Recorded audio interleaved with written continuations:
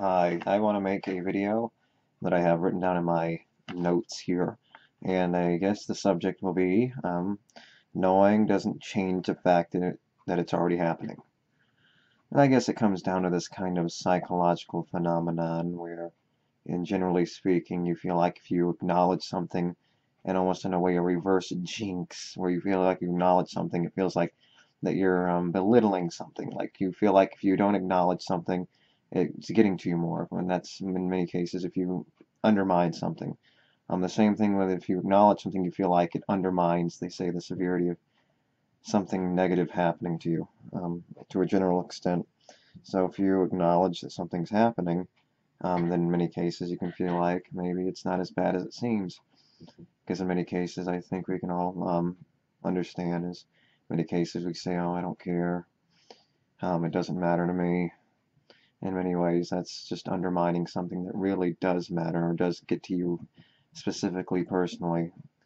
And it's about trying to find a way to mitigate it, and that's in many cases the way that it's at least attempted to deal with the problem more than anything. And so, yeah, I mean, it's like a reverse jinx.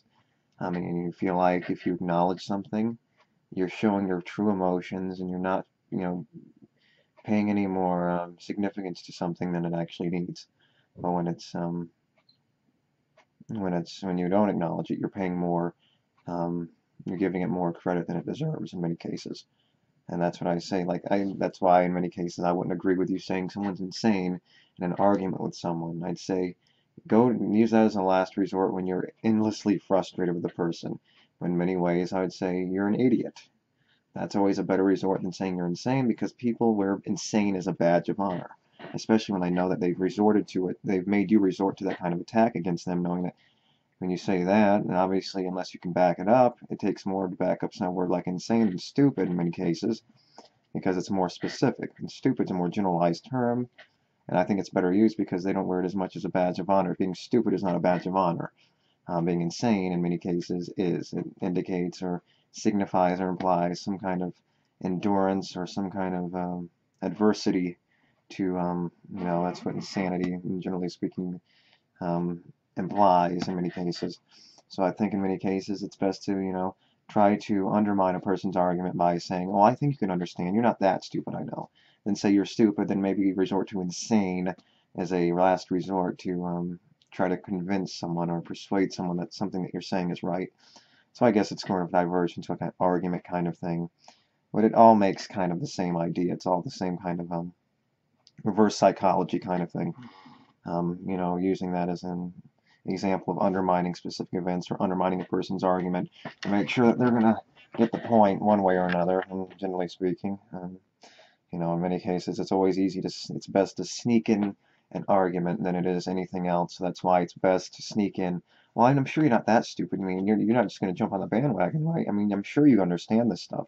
Acknowledge it as if it's something that the person understands, even though the implication is the argument. The reason you're arguing means that obviously you don't understand, but it could just be chalked up to a misunderstanding. I'm sure you understand this. It's just a misunderstanding, even though the pretense of the argument is that they don't understand. In many cases, you can just say, well, I'm sure you understand, right? I mean, you can't be that stupid. And in many cases, that's when you can understand if a person's going to either regress or progress and regress back into their own, to their way of thinking, or you've convinced them in one way or another to think differently, or to convince them of some other truth, on the basis of the argument that you're having, the pretense of the argument you're having. So that's a good indication to see if a person's really upheld their convictions, or they're just trying to make it really hard for you to convince them of a truth they may not find so comfortable in existing with in reality. So in many cases, it's about denial, and I've obviously gone over that before, denial and accepting the truth of reality. So yeah, in many cases, it's just about getting to psychology, and I mean, generally speaking, all this stuff is psychology, because obviously it's the window we look through, especially our senses and how we view things and all that kind of neato and stuff. And that really, okay, so, I mean, yeah, I mean, that's really it. It's a lot of perception, a lot of convincing, a lot of fooling, knowing. Yeah, I mean, knowing it doesn't change the fact that it's already happened. Knowing does not change the fact that it's already happening. You know it's happening, and it's happening, but you knowing it doesn't change the fact that it's happening. So I guess the point is you knowing it, and that you knowing it can result in a change, but the fact that it's already happened doesn't change the fact that it's happening, and you knowing it happened. In many respects and regards, means that you know it's happened, and there's only one thing to do after it's happened. It's already in the past, it's already something that's happened, and the only thing you could do is change it. Like I've mentioned before, like getting your arm sawed off. It can come back exactly the same way. Exactly the same thing, but there was a change that led to your arm being ripped off or whatever it is, cut off, and then your arm grew back the same way, but it doesn't mean that your arm didn't get cut off to begin with. It's something that happened and was part of the progression of time. And since you know that, doesn't mean that it didn't happen. Knowing it um, doesn't change that fact that something has already occurred and something will occur, but you don't know something's going to occur until it already happened. And there's no knowing that it's going to occur, it's just knowing that it has occurred. You can't know something is going to occur. You can say that with implications from probability, possibility, but you don't really know until it already happens. You can only use know in the past tense. So, I mean, in many regards, it comes back to the statement, knowing doesn't change the fact that it's already happened. Yes, you know once it's already happened. You can't know unless it's already happened. You can't know in the future. You can know and say you know, but it's just a word coming out of our mouth. You don't really know. You can say I know without any shadow of a doubt this will happen, based on your knowledge, your forethought, your lack of ignorance on a subject. You can know something almost 99%, but still you don't know until it's already happened. And then again, you only know based off of the description that your senses have given you. But it's already happened a certain way, and your description of your senses doesn't mean anything. To a certain extent, it means something based on the fact that you're a sentient being experiencing, and those experiences matter. But and also, it's a very rigid point of view. It doesn't matter. We're experiencing life the way it is from our perception, but something's still happening outside of our perception. It doesn't need our force feedback or a reaction to have it be something. The only thing that's different that means something um, innately is the fact that the interaction we're having is part of reality. And that's something that is and can change in the future. And just because we're not here doesn't mean that something's not happening elsewhere. So we're like the tree falling in the forest. It's just another aspect of the reality we're living in. Once it's changed, it doesn't need us to have a different reality occur immediately afterwards. So say I die, I'm no longer reacting. My reaction beforehand was part of reality, but that's all it was, and doesn't need my description of something, say, happening behind me for it to have existed. It's still existing, and once I'm already past, I'm not sensing, I'm not having that reaction, doesn't mean that something else isn't going to happen after I, say, pass or die or don't I'm knocked unconscious or whatever. It's still happening. The only distinction is that it's just part of it. That interaction that was happening was just part of the reality itself. Um, Obviously, it's a roundabout way of describing, but I think it makes enough sense. I think you understand what I'm saying. It's part of reality, as opposed to anything else. The interaction is part of reality. I mean, I've mentioned this before in other videos. It's a simple idea. I mean, you're part of reality. The interaction means something, but it doesn't change the fact that there's reality happening beyond your perception. And just because it's part of the reality and it's part of the interaction doesn't mean it needs it for something else to happen outside of that interaction between your senses and the interaction in the environment. Something else, other interactions happening outside of yourself. And then again, we're all part of this big sphere of reality, universe, whatever it may be you want to call it. But it's still there, and it doesn't matter what you call it in the end, because you're wanting to call it only exists inside the same mechanism controlling everything else. So you can call it whatever you want. You can call 8 4, you can call 4 8. You can call this plus this. You can call this 8, but it doesn't change the fact that it's this plus this. It's still 4. It doesn't matter if you call it. If you call it 8, whatever, it's still this plus this. This plus this. It's still this. It's still 4. And it doesn't matter if you call it 8, 16. You can be illogical all you want, but the fact that you're inconsistent and you keep on changing, and there's no consistency between those numbers or whatever you want to label something, it shows that there's no logical consistency. There's nothing, there's no foundation, therefore you don't have anything really going for you. You can make call whatever you want, but since there's no consistency, you're not really going anywhere. And without going anywhere, you're not really accomplishing much of anything. Obviously, we're not doing much of that to begin with. So I mean, yeah, I mean that's really it. Knowing doesn't change the fact it was already happening. So I know it's happening. I guess we're just going through it, going through the motions. Knowing does not change. So I know it's happening. It already happened in the past tense, and that's the only way I can really know something. But to a general degree, I can know something happened in the past more, at least more accurately than I will know in the future. I know it's going to happen this way. I can say, well, if it happens this way, I know this will lead. I know that if this breaks, that this will happen. I can, make those kinds of deductions and such. But then again, you don't really know until it's happened. You can say probability, and that's what I mean. It covers all these bases. But knowing, to a general extent, I know that this broke once it's already happened. So knowing really reasonably can be applied to the past tense. I know this happened. I know this is going to happen. Obviously, it could happen, and you can say based on the 99% chance or whatever you want to call it, the 1%, 1 in 1 possibility chance, based on all the implications. I know this is going to happen. I heard it from him saying it, and I heard everyone else saying it, so obviously it's going to happen, and it can happen, but that doesn't mean you knew it was going to happen. You just say there was a large possibility it was going to happen, and you can say that's more accurate. And really, it's about description, and since your description doesn't mean much of anything, even in the past, because it's just speaking. Your speaking doesn't describe reality, verbatim. So since it can only be applied, I mean, you can apply it generally, vaguely, reasonably to the past tense, far more than you can to the present tense. Generally speaking, obviously, it's just an interaction. It's just another thing that's describing something. The description, in and of itself, doesn't hold any value. Only the thing that feels that the thing is happening to holds value, and the reaction that thing has holds value,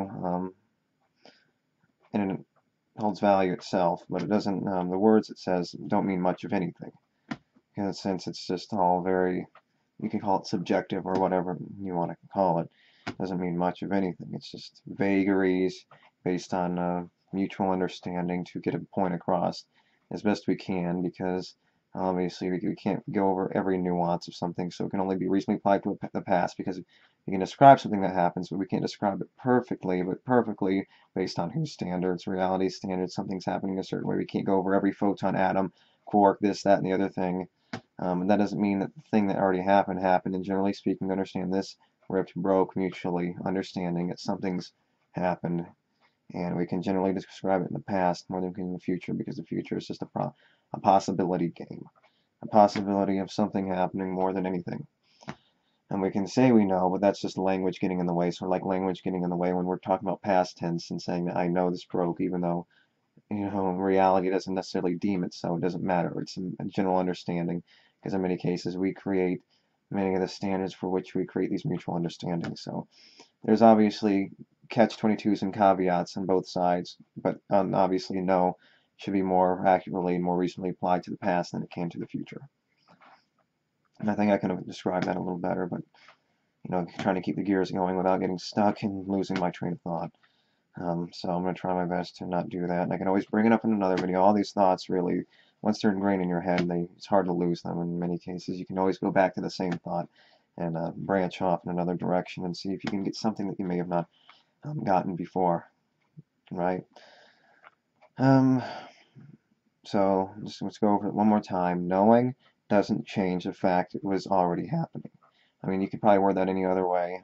Obviously, that regards the past tense, knowing it's already happened. And knowing doesn't change the fact that it's happening. And feeling like you can accomplish something by knowing it doesn't change the fact that it already happened. So if you feel like you accomplished something by knowing about something, I guess that's another way of looking at this kind of statement. Feeling like you can accomplish something by knowing you can accomplish something in reaction to the thing that already happened, but it already happened, and you can only do something in reaction to the thing that already happened. You can only fix the problem once it's already done. You can't fix the problem beforehand. You can only prevent it. And in many cases, you can only prevent it for so long, and you can only know you're preventing something once a mistake's already been made. So once a mistake's already been made is really in many cases the only way you can know if you're preventing it, unless you have some specialized knowledge or some kind of forethought beforehand to let you know these implications. But in many cases, you need to know beforehand, and it needs to have already happened before you can know that you can feel like you can make any difference or change in something. So in many cases that needs to be, I guess, a distinction to be made in these kinds of circumstances, right? Yeah, so knowing doesn't change the fact that it's already happening. So yeah, I mean that's really it. I mean I can always go over this again in some other video. Not a very difficult subject, I would say. None of these are really difficult. If you go down A, B, C, D, it can be pretty simple. It's pretty easy stuff. It's just about concern for knowing the knowledge more than anything. If you're not really caring, I mean, like sort of like me right now, I'm just kind of, then you're not going to be, things are a little more difficult, you know, to remember, to get things across, to feel like you're accomplishing as much, and how your perception can get in the way of that too. I mean, obviously that's everything we have is our perception, but it's not everything that exists, because there's another perception I can see right there, and that's my logical understanding of the distinction between my perception of what that means. My projection of my perception of what that means doesn't mean the fact that that's not happening too and having a reaction. But it's still in the same bubble that I'm in, unfortunately, right? For me and yeah, and for them, I guess, to a lesser extent than me. Knowing doesn't change the fact it was already happening. I'm just trying to see if I can get anything else out of this statement that I already have. I don't know if I can. Let's see. Knowing does not change the fact it was already happening. Nope. I mean, I've already went over all the points, generally speaking. I think I wanted to get out of this. This was written a couple of weeks. Actually, yeah, it was probably like 3 or 4 weeks ago. Yeah. Yeah, that's neat. So yeah. I don't think I have anything else to say. I just want to make sure, so I have to bring it up in another video. But I can always go with this stuff again in some other video anyway, right? So it doesn't really mean anything then. So yeah, knowing does not change the fact that it was already happening. So you knowing it doesn't change the fact that, and you feel like you change something doesn't change the fact that it's already happened, and you have to do it only in reaction to the fact that it's already happened. And, you know, like all the other things I've said, you know, there's different ways of, I guess, of interpreting and using this as a way of getting different thoughts or ideas out of and interpreting them that way, I guess. So I guess that's all I want to say. And if I have anything else to say on the subject, I always bring it up again in another video. So thank you, and until next time, bye.